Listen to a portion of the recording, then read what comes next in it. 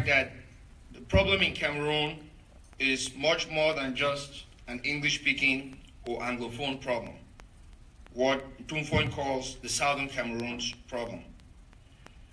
Can you please come back to this podium, starting with, this time, Tumfon Bo Herbert, and then followed by Dr. Ayaba, and explain to the Southern Cameroons audience how you intend to get the government of La République du Cameroon to follow you in taking Southern Cameroons to where you believe it should be.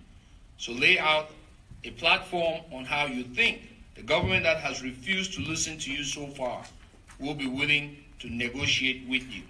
Thank you.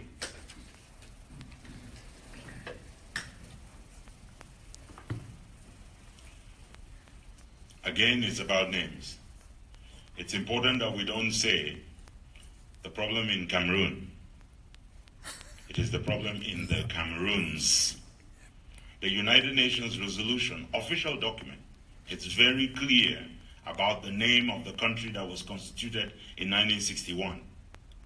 It's the Federal Republic of the Cameroons with an S.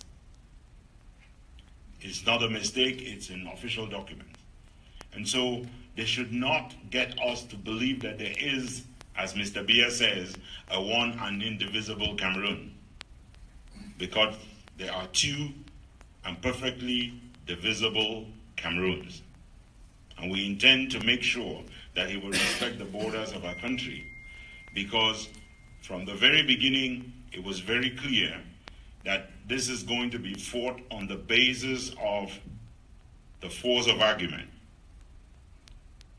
not the argument of force, which takes nothing away from what my brother, Dr. Cho, was saying a moment ago. When Mr. Biya knew that he did not have the argument of force over Bakassi, he applied precisely the same principles that we are applying here. He used the argument, he used the force of argument before the International Court of Justice.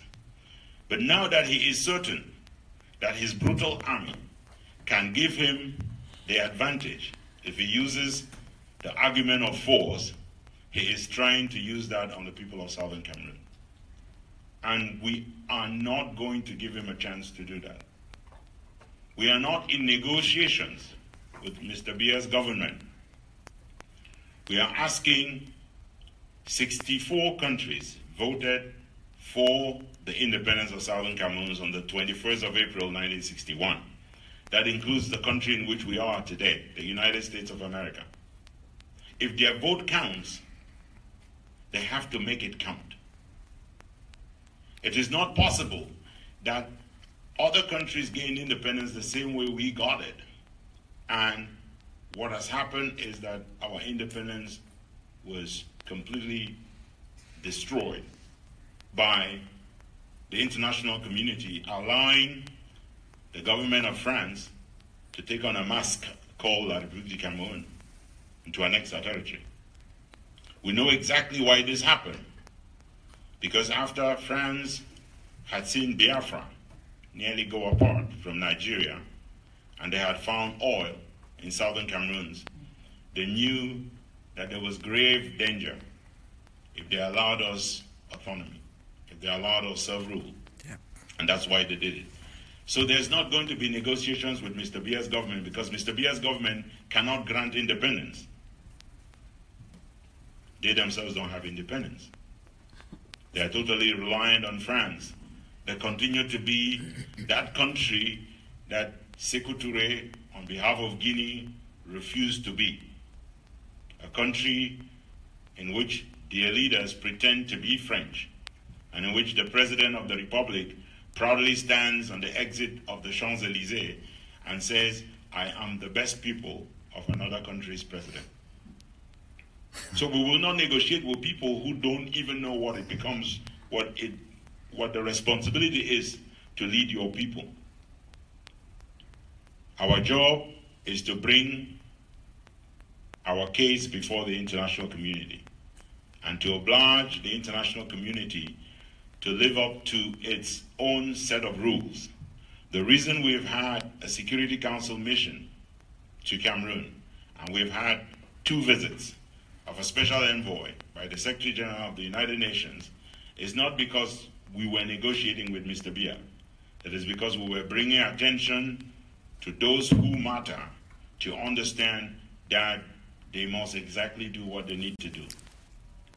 On Friday, the 21st of April, the 56th anniversary of that vote at the United Nations for independence, we will be going to the African Union Commission in Washington, D.C. to tell them that the 56th member state of the African Union is knocking on your door and you need to open.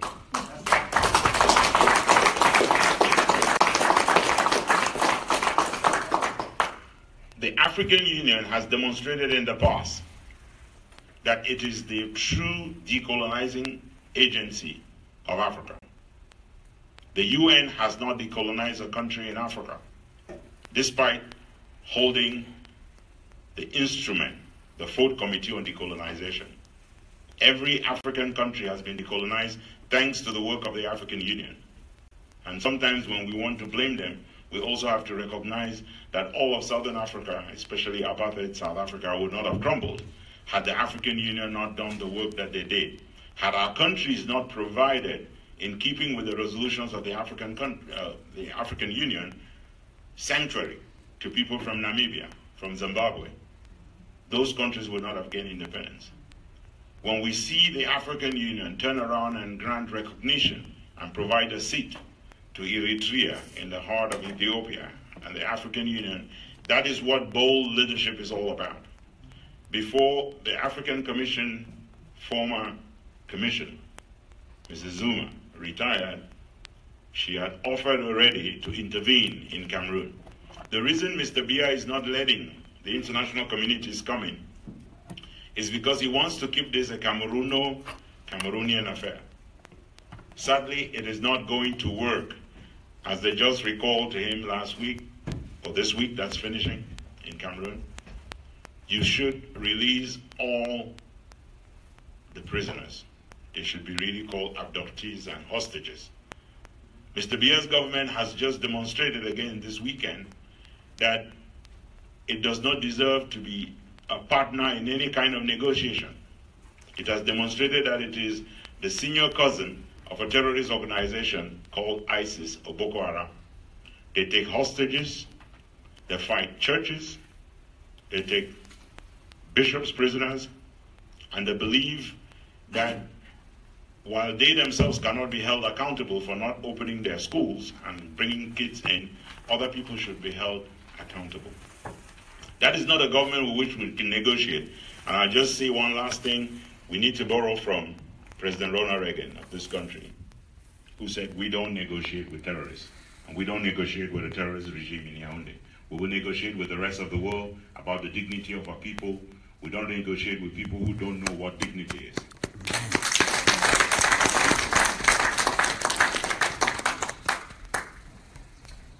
Thanks a lot, Bill. Before I answer the question, I forgot my comrade Akwanga is not here because he's not feeling well and his son is extremely sick. So we're wishing him a speedy recovery. So he sends his apologies to the House and to the organizers of this platform. So I hope you have an understanding on that. Yeah, I agree with Comrade Bo. This is not a domestic crisis. For more than 25 years, we have struggled in different ways to reform the colonial state. In the early 90s, we thought, forming a political party, we could gain power in a foreign country and be able to reform the political system to accommodate our own norms, customs, and values. And so when in 1993 the SDF voted has a constitutional proposal for 4 states, we thought if it gained power, we are going to return to a system where we can govern ourselves according to the norms and customs of our own system. That didn't work. We tried through constitutional proposals submitted by Professor Carson Anyangwe and others, thinking that we could also reform the state, to transform a grand large debate into a fax and phone campaign making a mockery of every effort that we have tried. We also realized that the system was not willing to grant self-government to our people, even within the political system. When the SDF won municipal elections, it imposed government delegates in urban councils and made DOs mayors of rural councils. So it showed us that we will not, whether within the political system, political party system, or within the liberation movement, give us the right to govern ourselves according to our norms and customs. And so we think this is an international problem. From the domestic realm, Cameroon has believed in two methods in resolving crisis: coercion and force and bribery. And in the last 6 months, these methods have failed. So what we have said from the basis of the AGC, that we must approach this thing using this comprehensive approach, where, as Bo has said, we go out to the international community. We speak to states that have a stake in our independence or have a stake in peace and stability within West Africa. That we talk to them to convince them about the merit of our case. And we've done so. Maurice has done so. The AGC has done so in many situations. We also believe that, like the ANC did, we need to win the support of the international community, individuals, partner organizations, different international institutions. So we do these demonstrations to create international awareness, to win the support and sympathy of different stakeholders in the international community, so that we can mobilize the international community to be on our side once we declare the restoration of our statehood. And I think we have achieved a lot in the past few months. What we have achieved fundamentally is mental liberation from the system. Never again in the history of our existence shall we be tied to Cameroon. Shall we be dependent on them for our own dignity? Shall we look down on ourselves because they have created a system of economic deprivation, political exclusion that makes us look at ourselves simply by trying to attach ourselves to them? But ultimately, for us to get the international community to look into this question, we must shift it from a human rights situation into a security situation. That's exactly what they told us. Until you challenge international peace and security, you can litigate at the Human Rights Committee, in different human rights forum within the United Nations. We must move this struggle from a human rights issue to a security issue. That is where the last component comes into play. To move the world to our support, the past few months has shown us with bare hands, stealth and resolute attitude. We fought them block by block, neighborhood by neighborhood. We've humbled them in our homeland to raise awareness, coupled with the international efforts, the targeted diplomacy that Maurice, AGC, SCNC, and others have done. But we need to take it one step further to bring the international community and to give our people the kind of strength and focus that they need.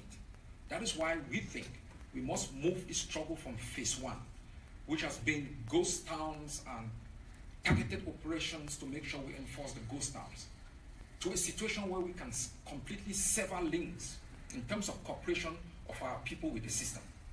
We should take it to the level where, if we say parliamentarians should not go into a legitimating parliament where they legitimate rules and laws that govern us, we have the power to enforce that.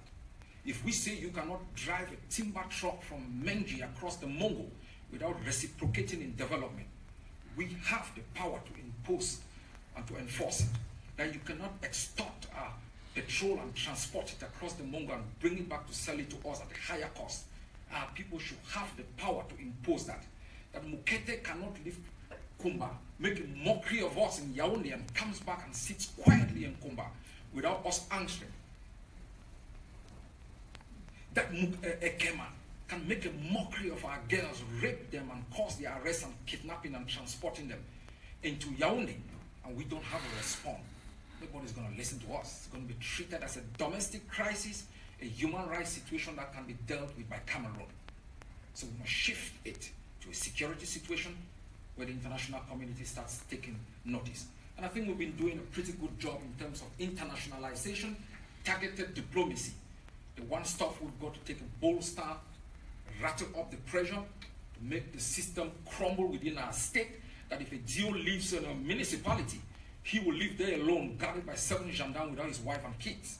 And once we raise the cost of the occupation higher than the benefit, then we are making it successful.